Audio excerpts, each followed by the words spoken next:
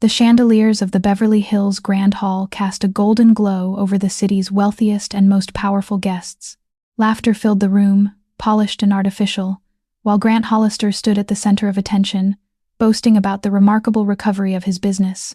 He adjusted his cufflinks and accepted every compliment as though success had erased the cruelty of his past.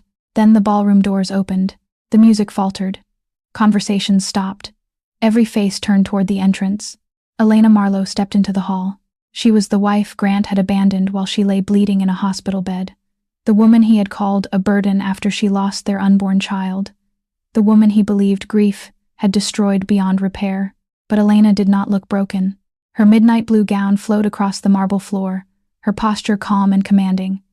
Beside her walked Adrian Sterling, the billionaire business leaders feared and magazines called untouchable. His hand rested protectively against Elena's back. 3 elegantly dressed children followed them into the ballroom. Whispers spread instantly. Is that really Elena? Why is Adrian Sterling with her? Where did those children come from? Grant's glass slipped from his hand and shattered against the floor. He barely heard it. His attention had locked onto the eldest child, a dark-haired girl with an unmistakable expression and eyes Grant had seen in the mirror his entire life. His chest tightened. No, it was impossible. Elena met his stare without anger, sadness, or fear. She looked through him as though the man who had once shattered her heart no longer mattered. Then Adrian leaned close and whispered something that made her smile. That smile destroyed Grant's final illusion of control, because in that moment, he realized Elena had not returned to confront him. She had returned with a powerful new life, 3 children hiding a devastating truth, and the one man capable of taking away everything Grant had fought to rebuild. And Grant felt the ground tilt beneath him as a horrifying realization clawed up his spine. Tonight was not an accident. It was a reckoning. Grant hadn't even seen the worst part yet. Long before the night she stunned the Beverly Hills elite, Elena Marlowe had been a woman the world overlooked. People remembered her as quiet, gentle, always carrying a sketchbook tucked under her arm as she moved between studios and freelance art jobs around Manhattan. She was the kind of woman who apologized when someone else bumped into her, who stayed late to finish work no one thanked her for, who believed patience could fix anything, even a failing marriage. She had met Grant Hollister when she was 24. Back then, he wasn't the polished man dripping with ambition and arrogance. He was charming, even tender, or at least convincing enough to make her believe kindness lived in him. They met in an art gallery in Brooklyn. She was hanging a student exhibition, and he'd walked in pretending to admire the paintings. Later, she learned he'd merely followed a wealthy investor into the building. But at the time, she thought he came for the art. For her art. Their romance began like a soft spring rain, gentle, refreshing, too delicate to suspect the storm that would follow. Elena didn't come from money. She grew up in a modest home in Connecticut, raised by a single father who worked long nights repairing boats at a marina. When he died unexpectedly, she moved to New York with nothing but a scholarship, a box of his tools, and the hope she could build a life worthy of his sacrifices. Grant liked that about her at first. He liked the way she looked at him, like he was more than he was. He liked that she believed in him, even when he didn't deserve it. He liked that she smiled at the smallest things, a shared sandwich on a park bench, a second-hand bookshelf he built for her art books, a warm coffee on a cold morning. But what he loved most, though he'd never admit it, was that she asked for nothing. As the years passed, his admiration faded into entitlement. Elena's quiet love became a canvas he no longer cared to study. He wanted noise, attention, glamour. She offered steadiness, and he began calling it boring. She offered loyalty, and he called it clingy. She offered her whole heart, and he stepped over it on his way to someone richer. Yet, Elena kept believing, kept smoothing the cracks in their marriage with hope. When she found out she was pregnant, she thought it would bring them closer. She pictured them decorating a nursery, laughing over paint colors, choosing baby names. She imagined Grant reading bedtime stories in his soft, early morning voice, the one he used before ambition hardened it. But Grant didn't change. Not for the baby, not for her. His temper grew sharper, his absences grew longer, his criticisms bled into cruelty. And still Elena stayed. She clung to the promise she thought they once shared, unaware she was holding on to the ghost of a man who had already chosen someone else. Grant's betrayal wasn't a sudden blow. It was a slow erosion. Late nights at work, the faint trace of someone else's perfume on his shirts, messages he hid behind a passcode he claimed was for security. And the worst part? Elena blamed herself. She told herself she needed to be stronger, better, more helpful, less emotional. She didn't realize she was drowning because she had been taught all her life to hold her breath. But one night everything changed. One night revealed the truth she had never imagined. And that night, Grant crossed a line Elena would never be able to forgive. New York had always been a city of contradictions, glittering skylines towering over people who felt impossibly small. For Elena Marlowe, it was a place where dreams and heartbreak lived side by side, often on the same block. Her days unfolded between subway rides, cramped studios, and the echoing halls of wealthy venues she decorated for clients who barely remembered her name. It was a city she loved even when it loved her back only halfway. Her world revolved around a modest walk-up apartment on the Lower East Side, a place with creaky floors and windows that rattled whenever the wind pushed too hard. She didn't mind the imperfections. They reminded her she was still standing, still breathing. Elena covered the walls with sketches, concept art for galleries, ideas for installations, fragments of the imagination she never had enough time or money to fully bring to life. At night, she worked freelance projects by the light of a cheap desk lamp, blending colors while the city hummed outside her window. Meanwhile, Grant lived a very different New York. His world stretched across penthouses with floor-to-ceiling windows overlooking Central Park, meetings in glass conference rooms high above Manhattan, dinners on Fifth Avenue where the plates cost more than Elena earned in a week. To him, New York wasn't a home, it was a ladder. Every interaction, a step upward. Every person, a tool or an obstacle. Elena had married into that world but was never allowed to belong to it. She remembered nights when they attended corporate events together. Grant would instruct her on what to say, what not to say, how to smile, how to stand. "Don't mention your art," he'd whisper under his breath. "These people don't care about paintings. They care about power." She would nod, shrinking a little more each time, while crystal chandeliers sparked overhead and the city's elite laughed about things she didn't understand. Still, she tried. She learned the names of CEOs, memorized investment buzzwords, practiced small talk she hated. But no matter how hard she worked to fit in, Grant's world only pushed her further out. Then came the pregnancy. Suddenly, the city felt heavier, every step more exhausting. She still rode the subway to work, still 4 flights of stairs to her apartment, still packed Grant's suits for his endless business trips. She tried to decorate a corner of their bedroom with soft colors, imagining a nursery they would build together. But the swatches of pastel paint sat untouched on the dresser, ignored like everything else she cared about. One night, as Grant arrived home late with the scent of perfume she didn't own lingering on his jacket, Elena asked if they could take a weekend to rest, maybe visit Central Park like they used to. He didn't even look up from his phone. "Elena, you're exhausting. I'm carrying the real weight in this marriage. Try not to make every little thing about you." She stood in the kitchen, nausea rising not from pregnancy, but from the truth she was finally beginning to see. Outside, Manhattan glowed under a wash of city lights. People rushed past each other, chasing success, chasing love, chasing something that felt like belonging. Elena pressed her palm to the cold glass of the apartment window, trying to steady herself. It was the first moment she realized she was desperately alone, but she had no idea that the city would soon shatter her completely, starting with a night at the hospital she would never forget. Grant Hollister had always believed he was meant for bigger rooms, brighter lights, and louder applause than life had ever offered him. Even when he was growing up in a cramped house in Ohio, he carried an air of entitlement that didn't match his circumstances. By the time he reached New York, he'd mastered the art of pretending to be richer, more educated, more connected than he truly was. And Manhattan loved confidence, even the counterfeit kind. When he met Elena, he thought she would be the perfect accessory to his rising image, gentle, naive, easily shaped. She admired him in a way that fed the hunger he'd had since childhood, the hunger to feel superior. At first, he treated her well because she believed in him completely, but as his ambition sharpened, his affection dulled. And when his company started gaining traction, he began seeing Elena as a weight he needed to cut loose. The shift was subtle at first, the dismissive sighs, the eye rolls when she asked simple questions, the way he corrected her in front of his colleagues, always with a patronizing tone. He crafted an image of himself as the visionary and painted Elena as someone who didn't understand real ambition. But the moment everything truly changed was the night he met Loretta Collins. Loretta was the widow of a billionaire developer, 12 years older than Grant, elegant in a way money effortlessly created. She recognized Grant instantly, not for his achievements, but for his hunger.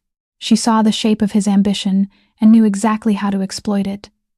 At a rooftop fundraiser overlooking the Hudson River, she cornered him with a glass of champagne and a smile that never reached her eyes. "You're wasting your potential on sentiment," she told him. "Men like you don't rise with women like her." Those words burrowed into him like a seed waiting to bloom poison. From that night on, Grant spent every evening inventing reasons not to come home: business meetings, late-night strategy sessions, networking cocktails. Elena believed him because she wanted to, because pregnancy made her desperately hope for the family she had imagined. Loretta dangled opportunities in front of him like bait: introductions to investors, whispered promises of funding, and eventually, a relationship that stroked his ego in ways Elena never could. With Loretta, he felt like someone important. With Elena, he felt like someone failing. So, he began rewriting history. Whenever Elena tried to talk about the baby, he accused her of emotional manipulation. When she asked why he didn't attend doctor appointments, he said she was too needy. She grew smaller so he could feel larger, and he fed off it until she had nothing left to give. The breaking point came the night she fainted in their kitchen. Elena had been bleeding for hours, terrified something was wrong with the baby. Grant arrived home past midnight, smelling of Loretta's perfume. Instead of rushing her to the hospital, he scolded her for being dramatic. "People work through worse," he snapped. "You can't expect me to drop everything for every little scare." She collapsed moments later, and only then, when he realized she might die in his apartment, did he call an ambulance. It was in that hospital room where everything shattered, where Elena's heart broke in a way she would never fully recover from. Because Grant wasn't done hurting her, not even close. And the next thing he did became the cruelty that would haunt him for the rest of his life. The hospital lights were far too bright that night, harsh, sterile, unforgiving. Elena Marlowe lay curled on the emergency room bed, her gown soaked with fear and hope. She clutched her stomach as the nurses adjusted IV lines and whispered to each other with the kind of quiet urgency reserved for situations that could change lives in seconds. She wanted Grant. She needed him. Despite everything, despite the distance, despite the perfume on his shirt, she still believed he would walk through those sliding doors and tell her it would be okay. That he would sit beside her, hold her hand, and remind her that they were in this together. But hours passed and Grant never came. A nurse finally asked if she wanted them to call her husband again. Elena nodded weakly. She heard the staff phone ringing down the hall, a distant echo she tried to cling to. She imagined Grant answering, imagined his voice full of worry. But when the nurse returned, her expression told the truth. "He said he's too busy to come. He asked if you could handle it without him." Elena's lips parted, but no sound came out. Busy. He said he was busy. She felt something inside her loosen, something she thought was unbreakable. 30 minutes later, the contractions worsened. A doctor rushed in. "We're losing the heartbeat," he said. "We need to move now." She tried to call Grant herself, her trembling fingers barely gripping the phone. When he finally answered, his voice was clipped, irritated. "Elena, I told you I'm in the middle of something important. I'm losing the baby," she whispered. "Please, please come." There was a pause, a long, cold pause. Then he sighed. "I can't do this anymore. If the baby survives, fine. If not, maybe it's a sign. I'm done carrying dead weight." She felt the world tilt violently. Before she could respond, he continued, "My lawyer will send papers tomorrow. It's better for both of us." Right there on that hospital bed, moments before they rushed her into surgery, Grant Hollister divorced her. No explanation, no remorse, just a decision he had probably rehearsed with someone else, someone richer, someone he believed could upgrade his life. Minutes later, under the blinding surgical lights, Elena lost the baby. When she woke, the room was silent. Her hands were empty. Her heart felt too heavy to lift. A nurse squeezed her shoulder gently, her eyes full of sympathy, not pity, but sorrow for a woman who had been abandoned so completely. Elena asked again if Grant had called.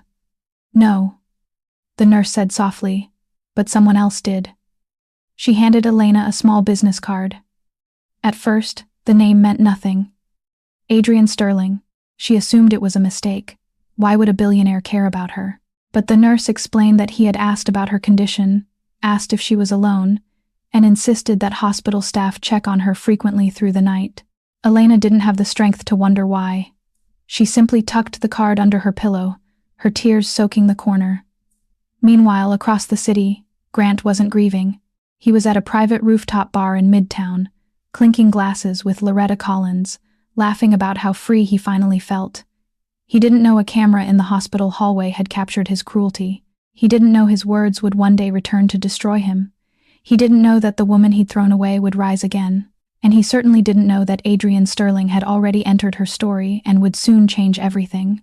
In the days after the surgery, the world around Elena Marlowe felt muted, washed in gray, as if someone had drained all the color from her life. When she was released from the hospital, she expected someone, anyone, to be there. A husband, a friend, a family member, but no one came. The nurse helped her to a bench outside the building, pressed a warm cup of tea into her hands, and whispered that a social worker could be called if needed. Elena shook her head. She wasn't ready to speak to anyone. She wasn't ready to exist. The winter wind stung her face as she stepped onto the sidewalk.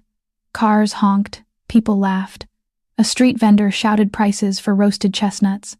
Life rushed on, indifferent to the quiet devastation of a woman who had just lost everything. She went home alone.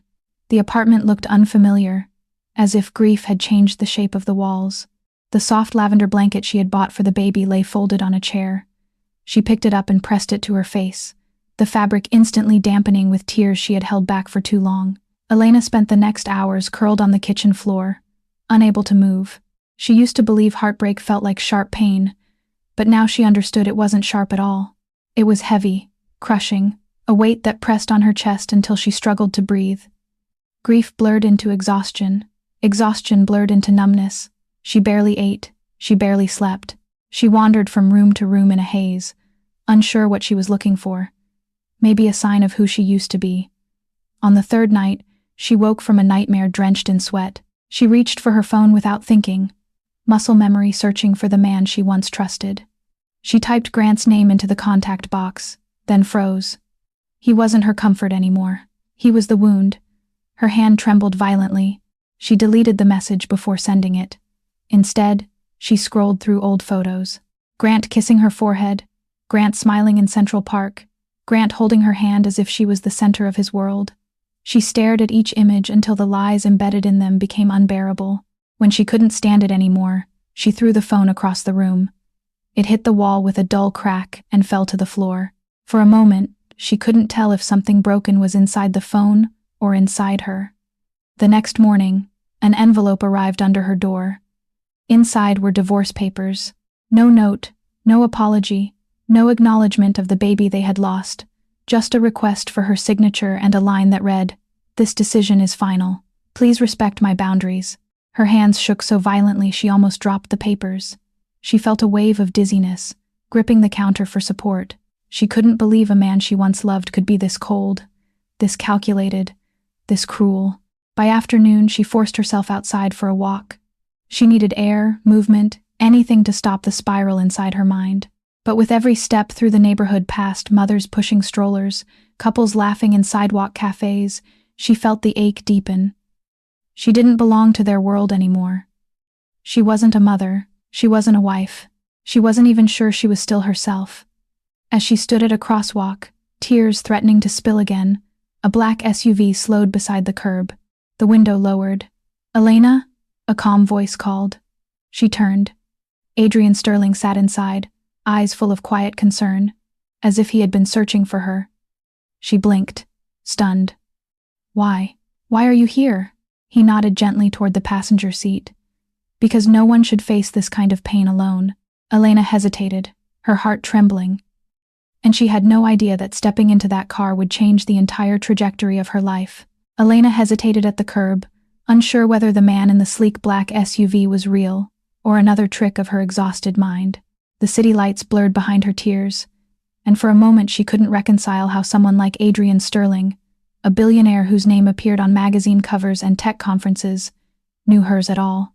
She had no space left in her chest for surprises, not good ones, not painful ones. but something about the calm in his voice steadied her trembling hands. "Elena?" he said again, gentler this time.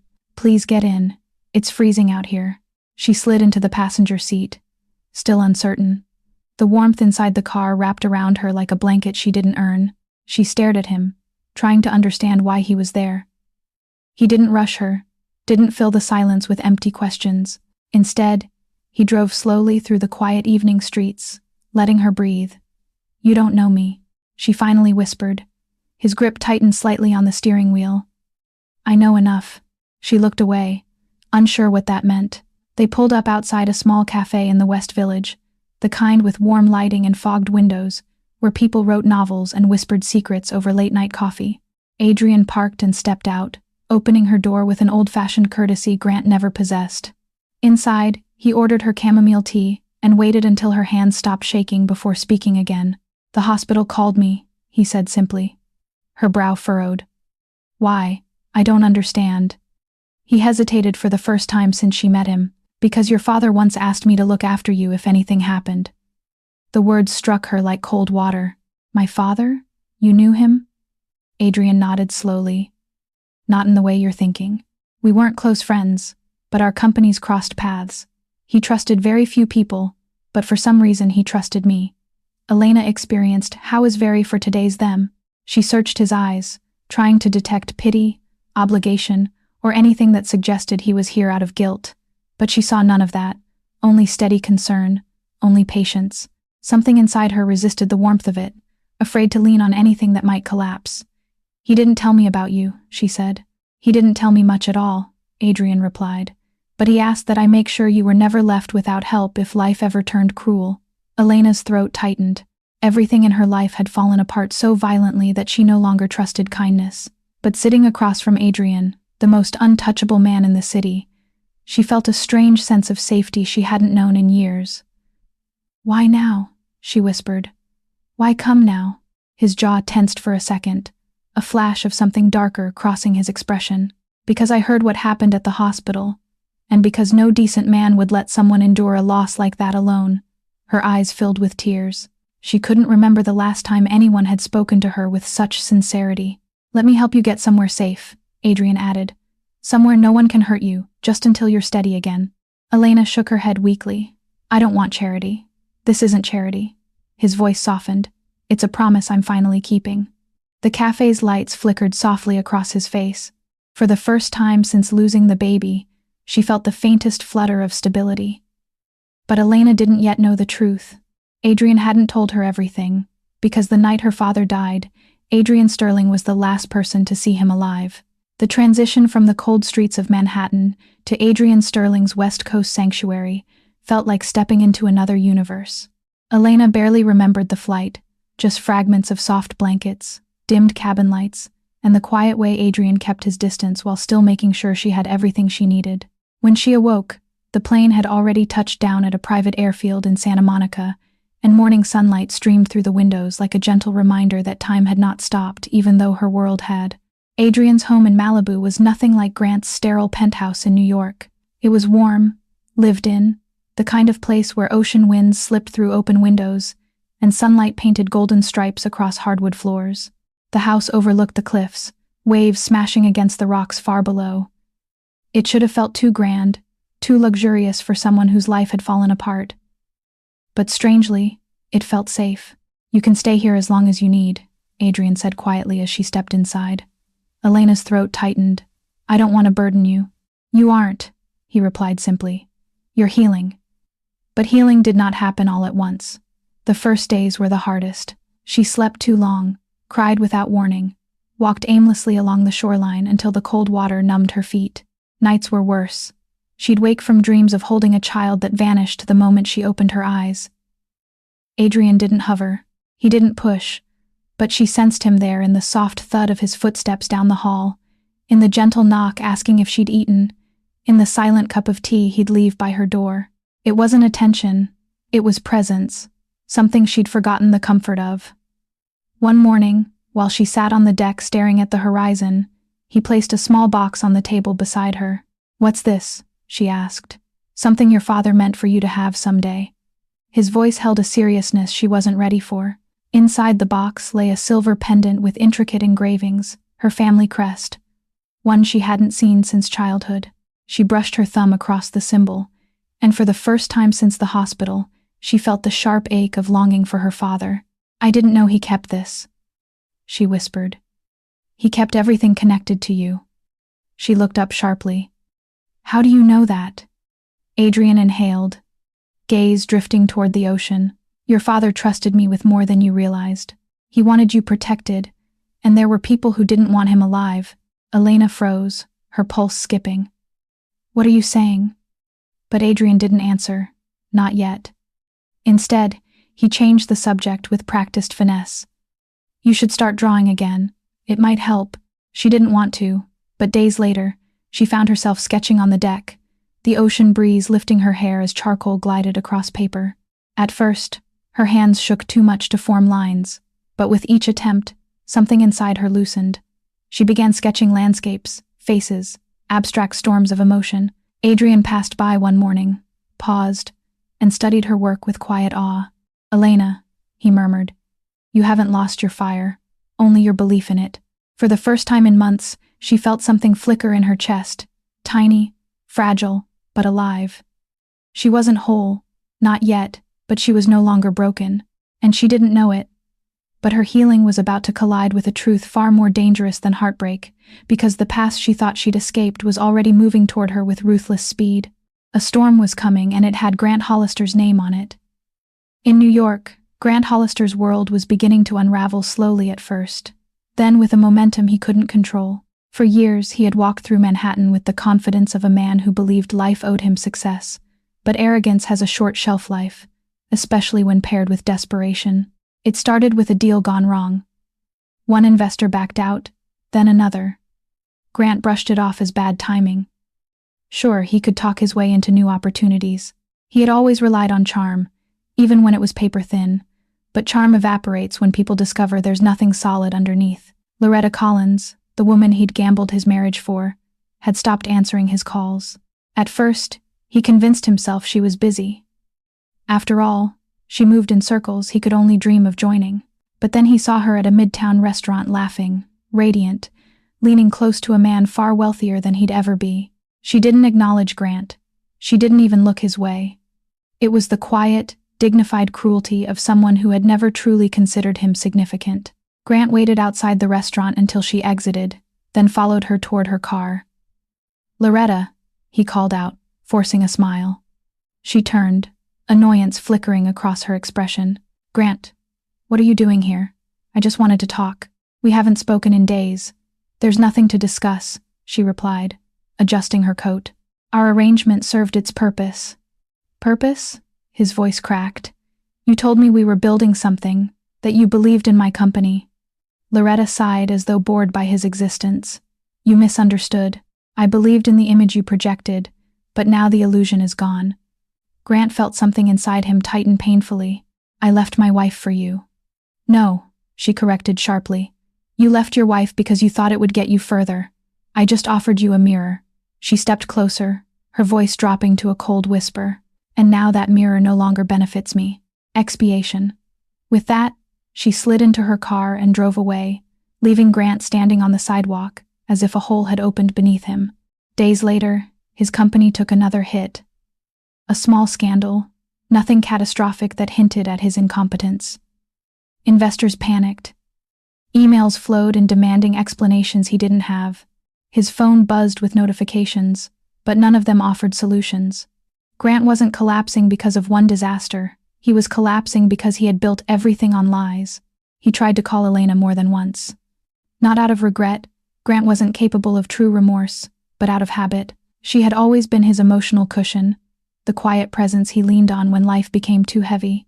But now every call went to voicemail, every text undelivered. He told himself she was being dramatic. She would come crawling back eventually. Women like her always did, but deep down, Grant felt something new: fear. One night, he stood in the empty conference room of his company's headquarters, staring at the Manhattan skyline. The city that once made him feel powerful now pressed down on him with suffocating weight. For the first time in years, he wondered if he had made a mistake. Not just wrong place, wrong time wrong, but life-altering wrong. The kind of wrong that rewrites a person's fate. He poured a drink, but his hand trembled so violently he had to set the glass down. The room tilted, his breath caught. He gripped the back of a chair to steady himself. He didn't know it yet, but people far more powerful than him had begun to take an interest in his downfall. Interest tied to the Marlowe name because Elena's past wasn't as simple as he believed. And soon, Grant would discover the first clue that the woman he discarded was becoming someone he should have never underestimated. Elena's first real step back into the world wasn't dramatic. It didn't happen in a boardroom or a gala, and it didn't involve sweeping gowns or glittering chandeliers. It began quietly early one morning in Malibu as sunlight spilled across the ocean, turning the waves gold. She was sketching on the back deck, her hands more steady now, her posture less collapsed when Adrian stepped outside holding 2 mugs of coffee. "There's something you should see," he said. She followed him inside where he placed a slim leather folder on the table. The insignia embossed on the cover felt strangely familiar, a stylized M intertwined with a crest. Her breath caught. Marlowe International. She murmured. Her father's company, her inheritance, the empire she'd never believed she would be part of. Adrian opened the folder to reveal an invitation printed on thick ivory cardstock addressed to her. "You're being requested to attend the New York Arts Preservation Council," he explained. "They're restoring several historical landmarks. They've seen your work. They want your artistic direction." Elena blinked. "That can't be right. They don't even know who I am." "On the contrary," he said softly. "They know exactly who you are." A long silence stretched between them. She traced her fingers over the invitation, afraid it might disappear. "I'm not ready," she whispered. "What if I break down? What if they see right through me?" Adrian studied her for a long moment before pulling out a tablet and placing it in front of her. On the screen was a news article. It was her latest sketch, an abstract rendering of grief and rebirth posted anonymously weeks ago by an art blogger who'd stumbled upon it. The sketch had gone viral, praised for its raw emotion and haunting lines. Thousands of comments filled the page, many from women who had endured heartbreak of their own. "You spoke to people," Adrian said, without saying a word. Elena's eyes softened. She wasn't used to being seen, not truly. The flight to New York was quieter than she expected. She sat by the window, watching the clouds drift past, feeling a mix of dread and strength she hadn't felt since before the hospital. When they landed, Adrian escorted her to a private car, but he didn't walk her inside the council hall. "This part is yours," he said. "Elena," he added before she stepped out, "you don't need to prove anything to anyone, not even to yourself. Just walk in there, the rest will follow." Entry 20. Her heels clicked against the marble floor as she entered the grand historic building. The council members turned, whispering among themselves. "She's here. That's Elena Marlowe. She looks stronger than I expected." They examined her portfolio, each page reflecting pain transformed into artistry. For the first time in a long while, she felt capable, not as someone's wife, not as someone's tragedy, but as herself. When the meeting ended, the chairwoman extended a hand. "Miss Marlowe, we'd be honored to have you lead the creative direction of the restoration project." Elena inhaled sharply. "Are you sure?" "Absolutely. Your work doesn't just rebuild spaces, it rebuilds people." As Elena stepped out onto Fifth Avenue, the city looked different, less threatening, more alive. She had walked into the room alone and emerged with her first victory. She didn't know that a pair of eyes had watched her enter the building earlier, and she didn't know those eyes belonged to Grant Hollister, who now realized Elena Marlowe was no longer the woman he had destroyed. He had no idea what she was about to become. Elena didn't notice the exhaustion settling into her bones until she returned to the Malibu house that night. Her first public reappearance in New York had drained her, but it had also awakened something inside her she thought was gone forever. Strength, identity, a spark of the woman she used to be. She stepped inside to find the living room lit only by the dim glow of a single lamp. Adrian sat on the couch, loosening his tie as though he had been waiting for her in silence. Not impatient, simply present the way he always was. "You did well today," he said with a soft smile. Elena let out a shaky breath and laid the portfolio on the table. "I'm not sure how I did. I just tried not to fall apart." "That's the remarkable thing," Adrian replied. "You think falling apart is your default. It isn't." She looked away, absorbing his words. Compliments still felt foreign, like clothes tailored for someone else. "Can we talk?" Adrian asked gently. Elena hesitated before nodding. She sat across from him, pulling her knees close, bracing herself for something she couldn't name. "There's something I've been meaning to tell you," he began. "Something about your father." Her shoulders tensed. "You said he trusted you, but how? Why?" Adrian leaned forward, elbows resting on his knees. "Your father was negotiating a major merger 2 decades ago, one that would have protected his company from a hostile takeover. I was a young analyst at the time, working under a senior executive who, let's say, had questionable loyalty." "You mean dangerous?" Elena said softly. Adrian's silence confirmed it. "One night," he continued, "your father asked to meet privately. He suspected someone inside Marlowe International was working against him. He didn't know who, but he believed it was someone close." Elena's stomach twisted. "So he trusted you?" "More than I understood at the time," Adrian admitted. "He told me he'd seen the way I worked, quiet, honest, without the hunger for shortcuts. He said people with patience are harder to corrupt." She swallowed hard, imagining her father making that judgment. "He asked me to keep an eye on certain documents," Adrian said. "And then? Then he gave me a sealed envelope. What was in it?" "I don't know," Adrian answered. "He told me it was for you. Only for you. And only if something ever happened to him." Elena's breath froze. "And something did." Adrian nodded, regret darkening his expression. The next morning, he was gone. The official story said heart attack, but the coroner's report never matched the truth. "What truth?" she whispered. "That he didn't die naturally," Adrian said quietly.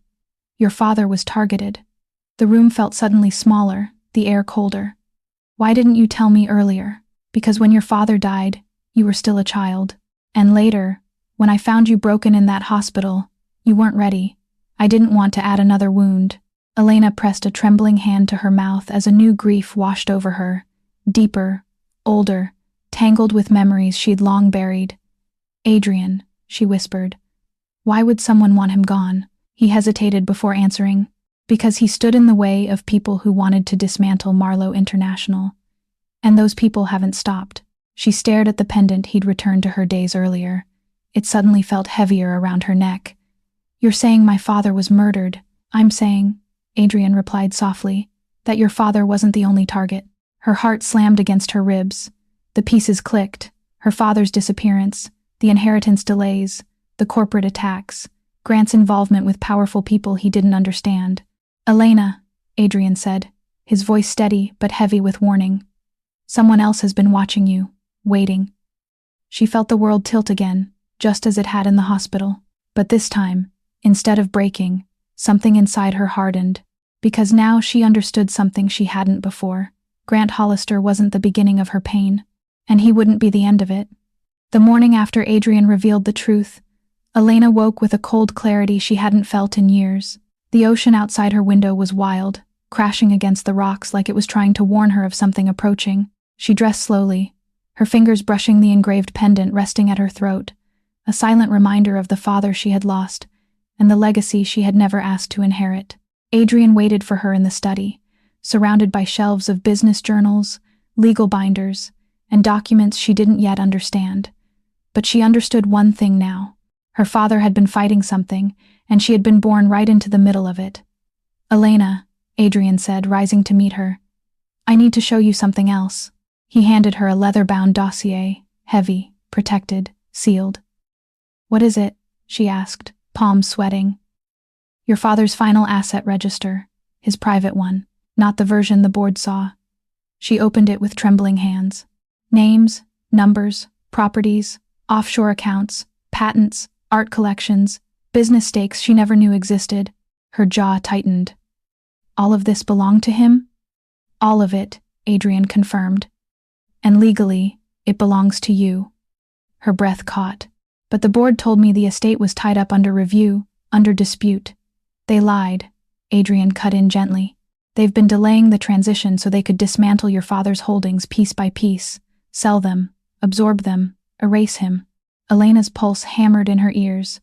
"And erase me. Yes, 10 a fit." She sank into the chair, staring at the empire she never realized she was born into. She used to think she had nothing, no safety net, no name that mattered, no protection in the world. But all along she had been heir to something enormous and dangerous. Why didn't they come after me earlier? she murmured. Because they didn't need to, Adrian said. Your life was small, quiet. They assumed you'd stay that way. Her chest tightened with a mix of anger and vindication. So that was why Grant had always treated her like nothing. He hadn't even known the truth. He'd thrown her away without realizing he was discarding the very thing he worshipped most. Money, power, legacy. Adrian stepped closer, lowering his voice. Elena, taking back the Marlowe estate won't be simple. These people have influence. They have lawyers, politicians, media. They've spent years maneuvering the company away from your family. But it's mine, she whispered. It is, and you can reclaim it, but not without a fight. Her gaze sharpened. Then I'll fight. The conviction in her voice surprised even herself. Adrian studied her carefully, the corner of his lips lifting not in amusement but in admiration. There's something else, he said. Your father left you an encoded message. I haven't opened it. It's not mine to read. Elena stared at the silver flash drive he placed in her hand. It felt heavier than metal should. He said you'd understand it when the time came. Her throat tightened. I miss him. I know, Adrian replied softly, but a part of him is still guiding you. Elena wiped her eyes, inhaled deeply, and straightened her shoulders. She wasn't the woman Grant abandoned anymore. She wasn't the fragile soul curled in grief on a kitchen floor. She was a Marlowe, and the world was about to be reminded what that meant. Adrian handed her one last folder. This is the list of board members who betrayed your father. Elena flipped it open and froze because near the bottom of the list was a name she recognized instantly. Grant Hollister. Her ex-husband had been involved all along. The room spun, her breath catching in her throat, and Elena realized she hadn't just been abandoned, she had been targeted. Elena stared at Grant's name on the list, the letters blurring as disbelief surged through her. Of all the betrayals she had endured, this one felt the most surgical. Grant wasn't just a cruel husband or a selfish man blinded by ambition. He had been connected to the very network that destroyed her father's empire long before she ever met him. Adrian watched her carefully. I didn't want to show you until you were strong enough to handle it. She swallowed hard. How involved was he? Adrian exhaled. Grant wasn't important enough to make major decisions, but he was ambitious enough to perform favors, deliver messages, gather information. Your father suspected someone was leaking internal plans. We never knew who. Now, Adrian gestured toward the folder. We do. Elena felt cold. She had married her father's enemy without knowing it, loved him, trusted him, carried his child. What did he get in return? She whispered. Support, access, a foot in the door. But once he failed upward long enough, those same people abandoned him. They don't value loyalty, just usefulness. And Grant is no longer useful, she said bitterly. Exactly. Elena moved toward the floor-to-ceiling window overlooking the Pacific. The ocean churned like her thoughts. She wasn't just facing a greedy ex-husband or a hostile board. She was walking into a war her father had died trying to win. What happens next? She asked quietly. Adrian stepped beside her. You take your seat. My seat? Is greater than? Yes, he nodded. You're the majority heir. Once you announce your claim, the board can't block you without exposing their corruption. They've hidden your inheritance for years. They won't expect you to fight. Elena's pulse quickened. Is greater than, and if I do, is greater than. Then the entire landscape shifts. That afternoon, Adrian arranged a private meeting with the remaining allies her father once trusted. They gathered in his Malibu estate, former executives, legal advisors, silent partners who had gone dormant after her father's death, faces lined with age, caution, and long-buried loyalty. When Elena entered the room, they stood as one. Is greater than. She hesitated. Please, sit. I'm not here to make anyone bow. Is greater than. A woman with silver hair shook her head softly. We stand because the rightful heir has finally returned. Is greater than Elena. Felt something tighten in her throat. Is greater than. They reviewed documents late into the evening. Forged memos, hidden transfers, shell contracts tied to Loretta Collins and her network of corporate opportunists. Grant's role was small, but pivotal. He had unknowingly delivered a document that enabled the board to freeze parts of her father's estate. Is greater than. He didn't know what he was handing over, Adrian said. But he didn't care either. That's what makes him dangerous. Is greater than. Elena closed her eyes. The hospital, the divorce, the loss of her baby, his cruelty, and now this, a betrayal rooted years before she ever knew him, is greater than. When the meeting ended, Adrian placed a hand on her shoulder. Elena, claiming Marlowe International will put a target on your back. Are you ready? Is greater than. She lifted her chin, her voice steady. I'm done being hunted. It's time they learn who I am. Is greater than. The next morning, she stood before a full-length mirror wearing a tailored navy suit, one Adrian's staff had altered overnight. It fit her like armor, her hair pulled back, her pendant resting over her heart. She didn't look like a broken woman. She looked like a Marlowe. Adrian opened the door to their waiting car. New York is expecting you. But halfway through the drive to the airfield, his phone buzzed. He glanced at the screen, his jaw tightening. What is it? Elena asked, sensing the shift. Adrian handed her the phone. A news alert flashed across the display. Grant Hollister requests urgent meeting with Marlowe International's unknown heir. Elena froze. He knew. Somehow. Grant knew everything. And he wasn't coming to apologize. He was coming to beg, bargain, or destroy. The flight back to New York felt heavier than any Elena had taken before. Not because of fear. Fear was familiar, but because of the weight of truth now sitting beside her like an unwelcome shadow. Grant wanted a meeting. Somehow he had discovered the existence of the Marlowe heir. Somehow he had connected the dots that Elena had spent her entire life avoiding. As the jet descended through the haze of Manhattan, Adrian watched her closely. We'll control the narrative. He won't get within 20 feet of your legal team unless you allow it. Elena nodded, though her stomach twisted. She knew Grant. He never sought meetings unless he wanted something desperately, or unless he was terrified. But beneath the anxiety, another thought clawed at her mind. The list, the betrayals, the people who had let her father die. And at the center of it all, the person whose name appeared more than once, Loretta Collins. After landing, Adrian took her straight to a secured private office in Midtown. Wood-paneled walls, glass overlooking the skyline, and files already laid out by his intelligence team. Men and women Elena had never met before nodded respectfully at her arrival. You're the reason we're here today, Miss Marlowe, one said. It still felt surreal. Adrian gestured to the documents. You need to see this before you meet Grant. Elena braced herself as he opened a dossier labeled Collins L. Inside were financial charts, property transfers, communications logs, and a timeline of Loretta's rise to power, a rise built on strategic marriages, discreet coercions, and a network of silent leverage. But then Adrian flipped to a page that made Elena's blood run cold. A photo. Her father standing beside Loretta Collins, both of them mid-conversation outside a private gala 20 years earlier. That's impossible, Elena whispered. He never mentioned her. He wouldn't have, Adrian said quietly. They weren't partners. They were adversaries. He pointed to the caption on the report. Your father was trying to block her acquisition of a land portfolio. She needed him gone to move forward. The room fell silent. Elena's chest constricted. You're saying she had something to do with his death?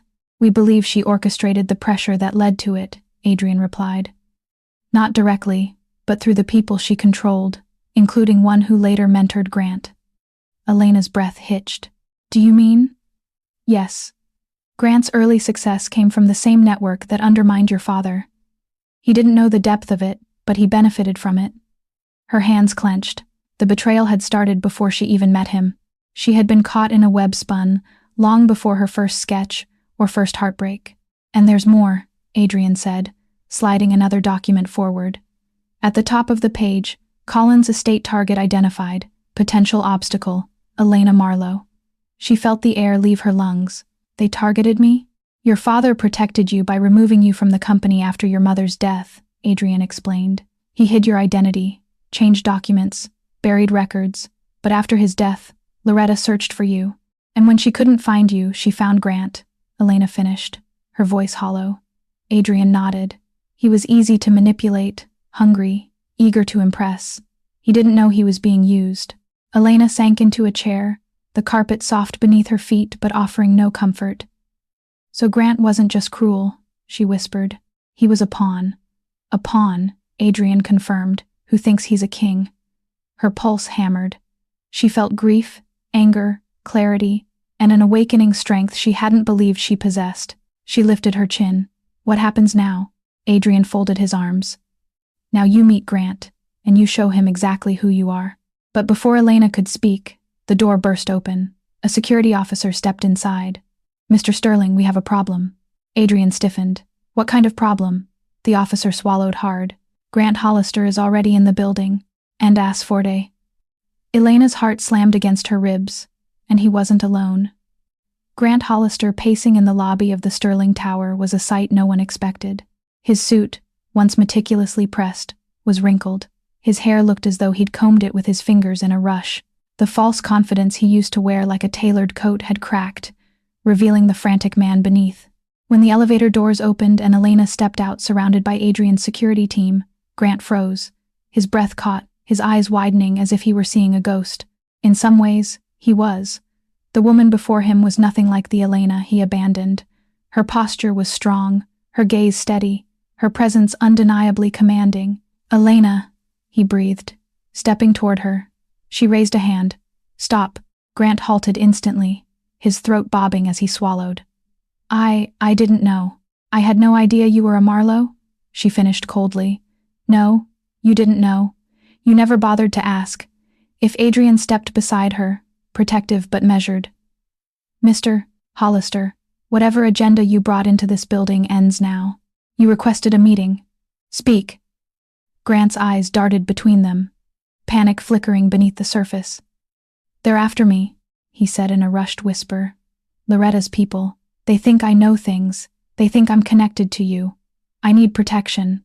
Elena blinked. Protection from the woman you betrayed me with? Grant flinched. It wasn't like that. And neither was Elena. Stepped closer, her heels echoing sharply across the marble floor. You left me in a hospital bed. You told me losing our baby was a sign. And now you want my help? Grant's mouth opened, but no words came out. He looked desperate, small, a man stripped of every illusion he had built around himself. I didn't know what they were planning, he insisted. Loretta, she used me. I didn't understand her connections. I thought she'd help my career. I thought. His voice cracked. I didn't think she was capable of murder. The word lingered in the air. Elena's chest tightened, anger and sorrow twisting together. You helped the people who destroyed my father, she said. You delivered documents without question.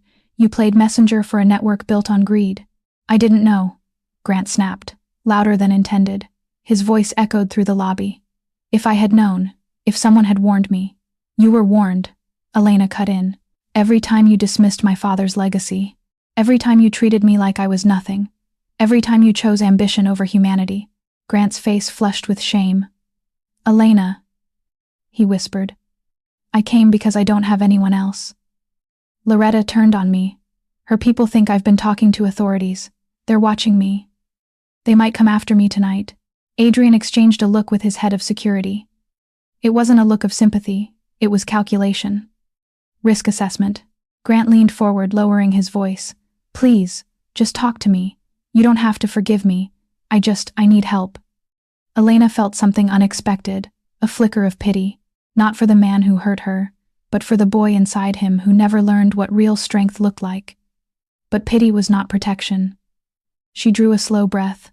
Grant, the only reason you're in danger is because you dance too close to people who play with lives. My father tried to stop them. They killed him, and you helped them, even if you didn't realize it. Grant's face drained of color. Elena continued, voice steady. I can't save you. His breath hitched. Elena, please. You made your choices, and now you're living their consequences. Grant staggered back as if struck. But before he could respond, a sharp crack echoed from the entrance, like something slamming into the glass. The security team closed in around Elena instantly, a second crack, and then the unmistakable shatter of breaking glass. Grant's eyes widened in terror as he backed away from the doors. Elena, Adrian said sharply, gripping her arm. Get behind me now, because whoever Loretta had sent had already found them. The lobby erupted into chaos as shards of glass scattered across the marble floor, glittering like ice under the lobby lights. Alarms blared, echoing through the towering ceilings of the Sterling Tower. Security personnel rushed forward, forming a tight perimeter around Elena and Adrian while pushing Grant behind them. Though Grant stumbled, panicked, barely able to stand upright. "Move her back now," Adrian commanded, his voice sharper than Elena had ever heard. 2 guards guided her toward the service hallway, but Elena kept looking over her shoulder. Her heart pounded violently, every nerve screaming danger. She could see silhouettes outside the shattered entrance. 1, 2, maybe 3 figures. Quick, coordinated, and unmistakably trained. "Is this Loretta?" Elena whispered. Adrian didn't answer. His jaw was clenched too tightly. Security ushered them deeper into the hallway, away from the open line of sight. Grant clung to the wall, gasping for breath. "They're going to kill me," he choked out. "Elena, they're here because of me." "No," Adrian said grimly. "They're here because of all of us." "Okay." A guard pressed his earpiece. 2 hostiles near the front. They're scattering, one moving toward the east stairwell. Adrian glanced at Elena. "They're not just here to intimidate. They're testing our defenses." Elena's breath hitched. "Testing for what?" "To see how easy it would be to get to you." Her stomach dropped. Suddenly, the hallway lights flickered. Once, twice, then half of them went dark, plunging them into a dim amber glow. The guards tensed. "They cut the power grid to this floor," one muttered. "They're better funded than we thought." Grant slid down the wall, hands covering his face. "This is insane. Loretta was never like this. She wouldn't." Elena snapped toward him. "You don't know what Loretta is capable of. You never did." Adrian stepped forward decisively. "We're moving to the secure elevator. It's connected to a backup generator." The security team began ushering them down the hall faster, weapons drawn. Elena could feel the tension vibrating through the air, every footstep a countdown. Adrian stayed close, a steady presence beside her. "What if they reach the elevator?" she whispered. "They won't," Adrian said. "Not before we do."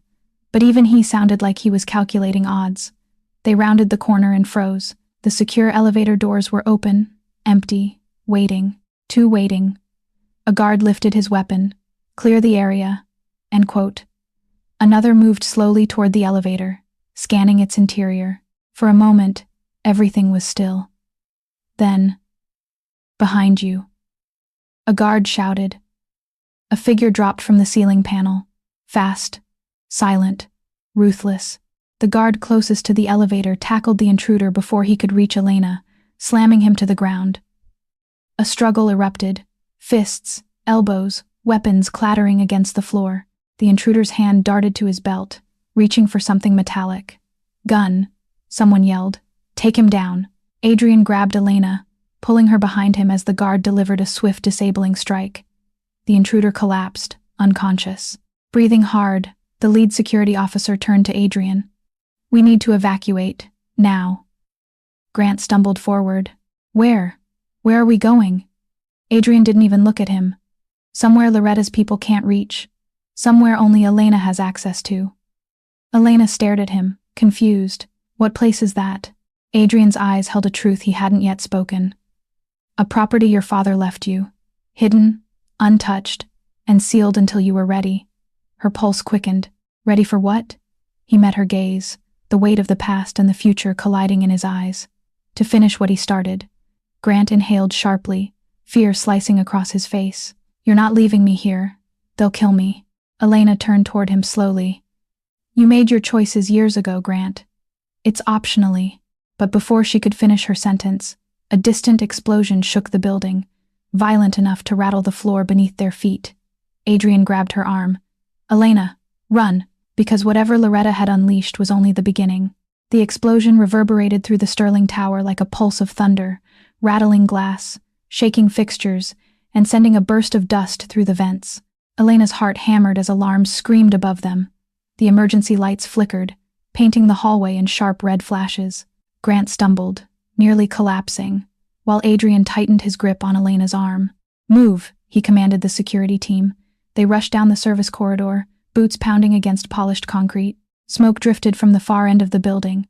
Elena could hear distant shouts, the static crackle of walkie-talkies, the guttural hum of backup generators trying to kick in. "Where are we going?" she shouted breathlessly. "Sublevel entrance," Adrian replied. "Your father built a system under the city. Only a handful of people knew it existed." Grant wheezed behind them. Why the hell would he build a system under Manhattan? To hide the things he didn't want the board to steal, Adrian answered sharply, including his heir. Elena felt the weight of those words, heavier than the pendant at her throat.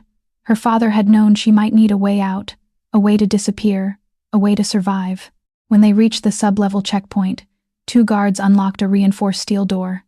Beyond it, a concrete stairwell spiraled downward, cold, narrow, echoing. Grant clutched the railing as they descended. Elena, please don't leave me behind. I swear I didn't know what Loretta was doing. Elena didn't slow her pace. No, you never cared enough to know. I dine wise and depresses.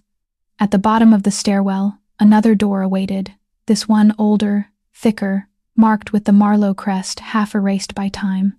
Adrian entered a long passcode, then pressed his palm to a scanner. The door unlocked with a heavy groan.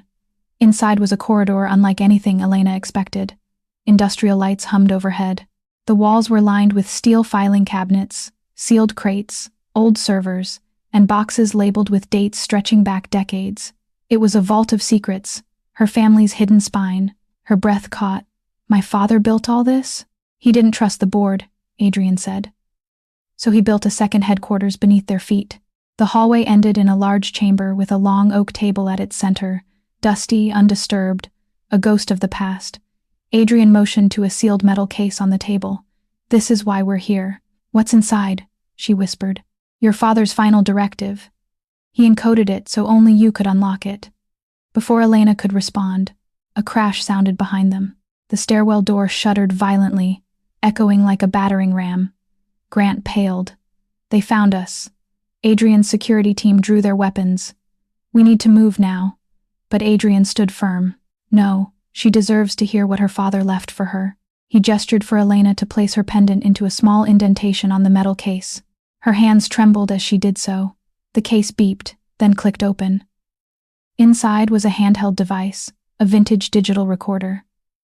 Elena lifted it gently and pressed play. Her father's voice filled the chamber, worn but warm. If you're hearing this, my Elena, then you're in danger, and the people I warned you about have finally reached for what they were always after. You. Tears blurred her vision. I couldn't protect you forever, but I built everything with one purpose, to give you the power to choose your fate. A thunderous blow hit the stairwell door. The security team braced. And Elena, if Adrian is with you, trust him. He knows more than you realize. She looked at Adrian sharply. Another blow. Metal bending. He cares for you. I saw it long before he ever did. The door screeched under pressure, then the final words. And when the time comes, my daughter, you must decide whether to lead or watch everything fall. The recorder fell silent. The door upstairs buckled, and Elena understood with sudden clarity. They weren't here to escape. They were here to rise. The stairwell door screeched again, metal groaning under the weight of repeated blows. The underground chamber vibrated with each impact, dust cascading from the ceiling. Elena tightened her grip on the recorder, her father's final words still echoing through her bones. She felt the tremor of fear, but she also felt something else rising inside her. Something steadier, something fierce. Adrian stepped beside her, lowering his voice. We don't have much time. What do you want to do? Elena lifted her chin. I want to finish this. Grant, pale, trembling, half collapsed against a filing cabinet, stared at her as if seeing her for the first time. Finish? Elena, we need to run. You don't understand these people. They'll kill anyone who stands in their way. Elena turned toward Grant slowly. I'm not running from the people who murdered my father. But they'll come for you, he insisted. They already have, she replied. Another slam hit the door. This one bent the upper hinge. The guards repositioned, weapons drawn. Adrian gestured to a console built into the sidewall. Your father designed fail-safes into this facility. There's a communication system that bypasses the public grid. If you want to expose the board or Loretta, we can broadcast what we know to every division of Marlowe International. Elena's pulse quickened. They won't be able to bury it? No, Adrian said. Not if the message comes directly from the rightful heir. Grant let out a strangled sound. Elena, don't do this. If you reveal yourself, Loretta will come after you harder. She'll come after me too. End quote. Also Dia. Elena stared at him, her expression quiet but cutting. Grant, Loretta isn't hunting you because of me. She's hunting you because you failed her." He went silent. The stairwell door buckled inward, the lock breaking. A guard braced his shoulder against it, shouting for reinforcements through his radio. Adrian pointed toward the console. "It's your choice, Elena.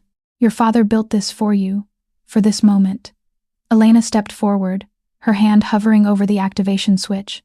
For years, she had allowed others to write her story. Grant, the board, the shadows around her father's death. She had lived small, quiet, invisible. No more. She pressed the switch. A soft hum filled the chamber as the console lit up, projecting her father's crest in glowing blue across the wall. A microphone extended toward her. "Elena," Adrian said softly, "once you speak, there's no going back." She inhaled deeply, then leaned toward the mic. "This is Elena Marlowe," she began, her voice shaking at first. "Daughter of Charles Marlowe, true heir to Marlowe International." Across the secure network, screens activated in offices across New York, Los Angeles, London, and Hong Kong. Executives looked up from their meetings. Managers froze mid-conversation. Board members paled as recognition dawned. "For years, my father's legacy has been corrupted," Elena continued, her voice growing stronger. "He was betrayed by those closest to him. And now those same people have tried to erase me." Adrian watched her with something like awe. "I'm here to tell you," she said, "that the Marlowe family is no longer silent. I will claim my seat, and anyone who stands in the way of transparency will answer for what they have done." The moment she ended the transmission, alarms blared deeper underground. A guard shouted, "They've breached the stairwell." The steel door tore open, masked figures stormed in. Adrian stepped in front of Elena, voice low and deadly, "Stay behind me." But as the attackers flooded into the chamber, weapons raised, something unexpected happened. They stopped. Every single one of them froze, staring not at Adrian, not at the guards, but at Elena. Because now that she had announced herself to the world, Elena Marlowe wasn't just a target anymore. She was the threat. For a long moment, the chamber was frozen. Attackers staring at Elena, weapons half raised, uncertainty crackling through the room like static. Her announcement had changed everything. She was no longer a hidden heir or a grieving woman. She was a name backed by a global empire, a name that carried consequences. Killing her now would ignite a corporate war none of them were prepared to face. One of the masked men lowered his weapon first. "Stand down," he ordered the others. "We were told she was a liability, not that she was Marlowe." His voice shook. Even mercenaries feared the kind of power her father's legacy could unleash. But before the tension could break, footsteps echoed through the stairwell, heavy, confident, familiar. Loretta Collins stepped into the chamber. She wore a tailored black coat and gloves, her expression poised, untouched by chaos. The intruders parted for her as though she were royalty. She surveyed the underground vault with quiet admiration. "Well," Loretta said, her voice smooth. Charles always did have a flair for dramatic architecture.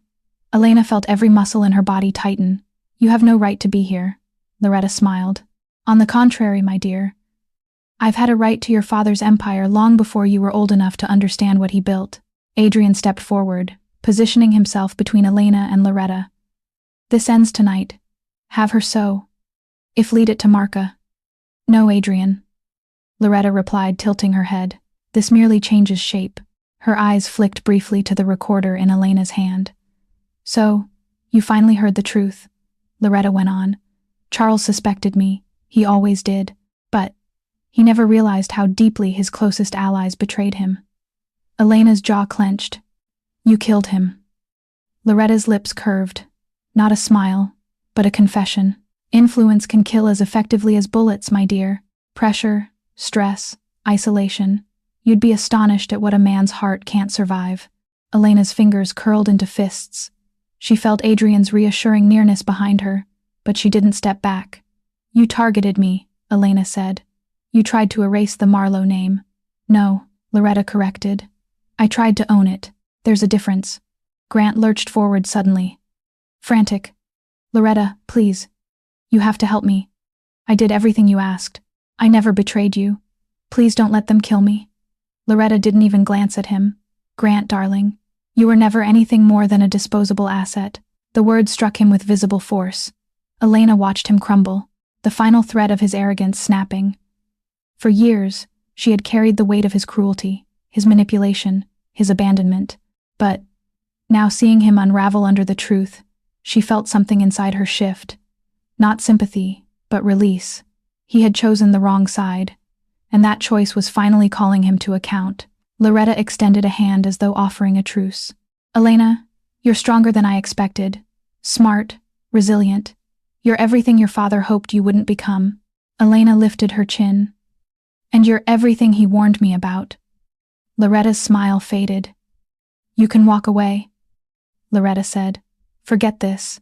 Return to your quiet life. Leave the corporate world to people who understand its dangers. Elena stepped forward, her voice steady. You don't get to write my ending. Loretta's eyes hardened. Then, you've chosen war. No, Elena replied, her voice like steel. I've chosen truth. She reached for the console and pressed send. Loretta's face drained of color. Around the world, every major board, investor, regulator, and media outlet received a full data dump of Loretta's crimes. The shell companies, the bribes, the sabotage, the fraudulent acquisitions. Her empire was crumbling in real time. Loretta's voice cracked with fury. Do you have any idea what you've just done? Elena did. She'd lit the match. And now Loretta Collins was the one standing in the flames. The fallout was instantaneous. Loretta Collins's phone began vibrating violently inside her coat pocket. Message after message, alert after alert. Every major financial network across the country lit up with breaking headlines. Her name, her crimes, her empire once untouchable, now collapsing under the weight of Elena's truth. You foolish girl, Loretta hissed, but there was fear in her eyes now. Do you think the world will side with you? Do you think Elena didn't let her finish? The world doesn't have to side with me. It just needs to see you. Before Loretta could respond, the chamber doors burst open again, this time not with attackers, but with New York state authorities, followed by federal investigators. Armed, coordinated, prepared. They moved past Elena without hesitation and approached Loretta with procedural precision. Loretta Collins, the lead agent announced, you are under arrest for fraud, racketeering, embezzlement, obstruction of justice, and conspiracy related to the death of Charles Marlowe. Loretta's composure cracked. You have no proof. Elena lifted her father's recorder, holding it up like a verdict. I have his voice. Unquote. And with that, Loretta was escorted out, her empire shattered, her influence dissolved, her reign finally crushed. Elena watched her go with an expression not of triumph, but of long-awaited peace. Justice wasn't loud. It was quiet, heavy, final. Grant, trembling in the corner, tried to crawl toward Elena as if proximity could save him. Elena, please, you don't understand. I didn't know what I was part of. I was stupid. I was manipulated. Please, don't let them take me. Everyone Elena looked at him the way a judge might look at a man who had already been sentenced by his own choices. Grant, she said softly, you were never a victim. You were a volunteer. His breath hitched, the truth cutting sharper than any blade. But the authorities hadn't come for him. Not yet. He wasn't on Loretta's level. He wasn't that important. His punishment would come slowly, painfully. The lawsuits, the debt, the public humiliation, the career death, and the knowledge that he had thrown away the only person who ever loved him. The agents moved past him without a second glance. That hurt him more than handcuffs ever could. Adrian stepped closer to Elena, his voice low. Your father would be proud. She turned toward him, exhaustion and relief mingling in her eyes. I hope so. He would, Adrian repeated. And he would tell you that this, your strength, your courage, was always there. You just needed something worth fighting for. If you are to for, Elena exhaled shakily. I'm tired of fighting. Then let me carry the rest with you, he whispered.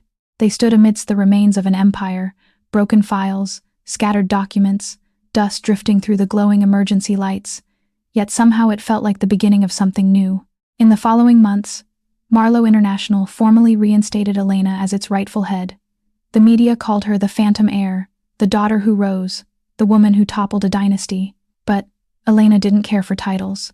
She cared for restoration of her father's work, of her own sense of self, of the life she wanted to build moving forward. Adrian remained by her side, not as a protector now, but as a partner.